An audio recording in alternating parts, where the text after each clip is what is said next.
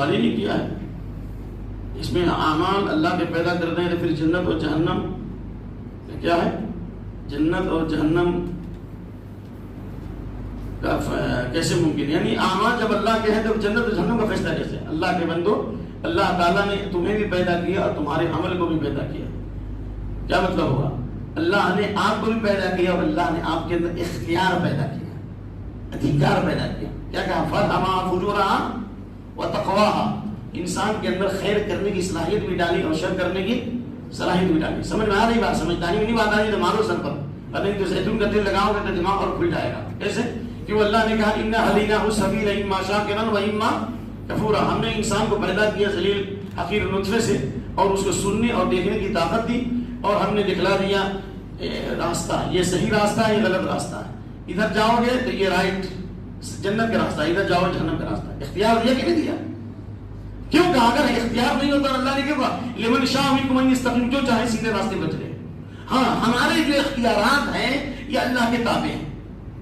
ہم جو کچھ ارادہ کرتے ہیں اللہ اسے آسان کرتا ہے، لیکن اللہ نے مجبور محض پیدا نہیں کیا. تو اس لیے اللہ فرماتا واللہ خلقکم وما تعملون، اللہ نے تمہیں بھی پیدا کیا اور تمہارے عمل کو بھی پیدا کیا، یعنی کام کرنے کی جو صلاحیت اسے بھی پیدا کیا. ہاں، اللہ علم کی بنیاد پر جانتا ہے کہ یہ جنتی ہوگا اور یہ کیا ہوگا؟ جہنمی ہوگا.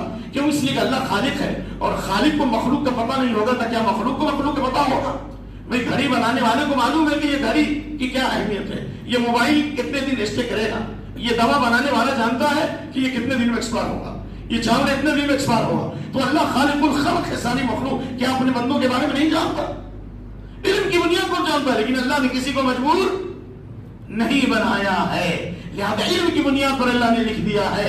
لہذا فَأَمَّا مَنْ آتَى وَاتَّقَى وَصَدَّقَ بِالْحُسْنَى فَسَنُيَسِّرُهُ لِلْيُسْرَىٰ.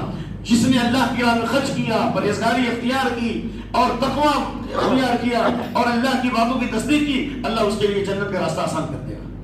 اور اس کے بعد وَأَمَّا مَنْ بَخِلَ وَاسْتَغْنَىٰ وَكَذَّبَ بِالْحُسْنَىٰ، جس نے مخالفت کی اور اچھی باتوں کی تکذیب کی، اللہ رب العالمین اس کے لیے مشکل کا راستہ آسان کرے گا.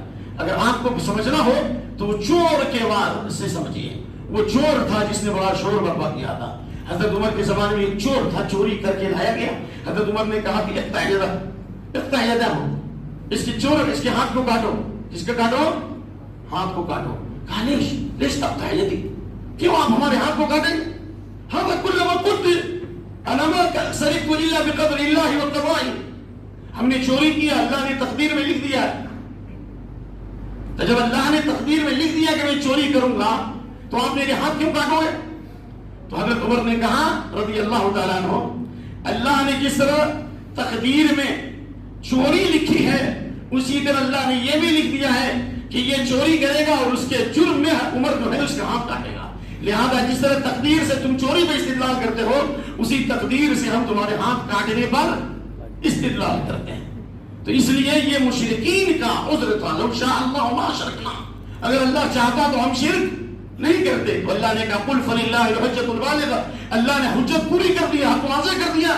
لہذا جس کو حق نہیں پہنچا اور مجنون اور پاگل اور دیوانہ ہو کر مر گیا، یا ایسی جگہ جہاں اسلام کی دعوت نہیں پہنچی، تو صحیح قول میں قیامت کے دن اللہ اس کو جہنم میں نہیں ڈالے گا، بلکہ کیا کرے گا؟ کیا کرے گا بھائی؟ اسود بن سری کی جو روایت ہے، اللہ اس کا کیا لے گا؟ امتحان لے گا. اگر وہاں کے امتحان میں سکسیس ہو گئے تو جنتی اور امتحان میں فیل ہو گئے تو جہنمی. پھر کسی دوسرے موقع سے وہ حدیث پیش کریں گے. اب اسی پر روکیے.